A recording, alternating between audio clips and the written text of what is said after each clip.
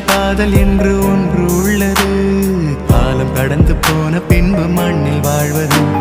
காலம் எந்த கைப்பிடிக்குள் மாட்டிக்கொண்டது. காதல் என்னை விட்டு விட்டு எங்கு சென்றது. கடவுள் வந்து பூமி மீது வாழும் போதிலும் காதல் தோல்வியாகும் போது சாக தோன்றிடும். காதலின்றி பூமி மீது வாழ நேர்ந்திடும். கொஞ்ச நேரம் கூட நரகம் போல மாறிடும்.